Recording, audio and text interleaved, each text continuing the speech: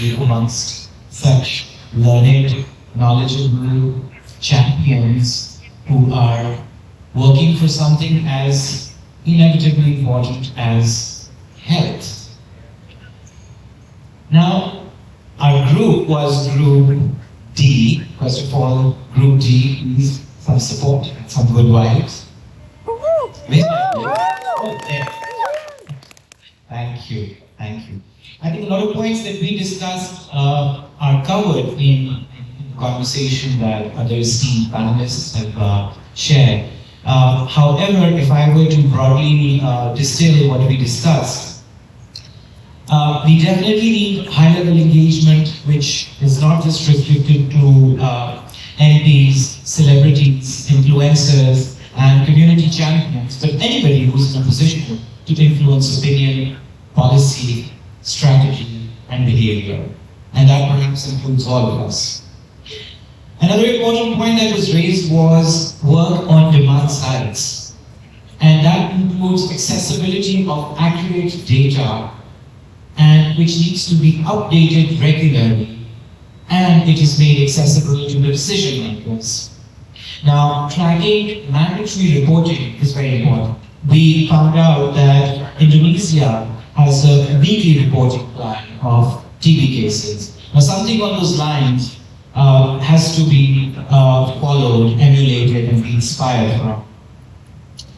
The other thing that very sadly somebody brought up was that why are people still dying from TB in this era of chemotherapy and such medical revolutions that we witness almost every day? And there needs to be more empathy, and perhaps the patient's perspective, the fighters, the survivors, the champions, their perspective needs to be made accessible, and it needs to be fed to a lot of decision making. Another thing that came up was how in this day and age of information and communication, there is a lot of need to simplify information, to simplify communication, which will not only help make technicalities and the medical intricacies of a disease more accessible, but also to create everyday empathy towards any disease, and here for TB in particular. Now, community level awareness. Of course, whatever we do on the level of policy making, and of course, that is a tedious job, that requires funds, that requires people, that requires a lot of minds getting together and then putting it all in action, but nothing compares to what is done on ground, human to human. And that will not only help on a micro community level to build better patterns, but help with another problem, which is the stigma. And we saw that how around HIV alone, the narrative of stigmatization, it evolved. A lot of misinformation was debunked, but it took decades to come to a final clarity on what the moral stance, on the societal stance, on the medical stance of something as scary as HIV, and hence it reduced the fear. And then we saw the world wake up to Corona. And we realized how that fear alone, it changed behaviors. Everybody had to be aware, and everybody had to do things for real, in person, and on ground. So which brought us to our bright idea of doing things which are not completely out of context, but context central also. Now, some of the ideas, as you encouraged, could be crazy, so some of them are crazy. A lot of work needs to be done on policy level, a lot of work needs to be done on the funding level, but what we decided is more important is, forgive me if it sounds politically incorrect right now, we need to bring TV back into fashion. We need to bring TV awareness back into fashion. I was narrating a personal story that how when something is a part of your lingo, or your everyday language, the familiarity of it, and then an understanding of it is massively different. Now in Pakistan, Urdu is predominantly, one of the major languages that we speak, And in Urdu, there's almost an idiom that we used to hear a lot when I was growing up. We would refer to people who are too clingy, too nasty, and who would not leave us. The expression was that that person has become my TV. You know, so I'm just saying that even that somehow stayed in the context of a culture. And for the past few decades, we almost started believing that TV has evaporated into thin air and TV has left the planet. So, pairing it with on-ground work, in the day and age of social media, we cannot discount the power. For example, the word TV itself, it needs to be made popular again. Now, we are also living in a day and age where universally, the Gen Z can just come up with a recontextualization or a reinvention of a word.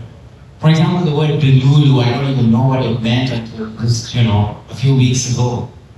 Recontextualizing meanings of words like sick, right? Sick is apparently a cool term for Gen Z, right? So just the familiarity of the idea. So this puncture that we need to do in this bubble, where the first information that needs to go across is that TB still exists. The numbers in Pakistan alone, annually, are higher than people who died during the pandemic of COVID-19, and it still continues. And honestly, in everyday communication, I don't remember when was the last time that TB got featured, or we talk about TB. So, crazy ideas which might border on sensational initially, but something like, let's make TB viral.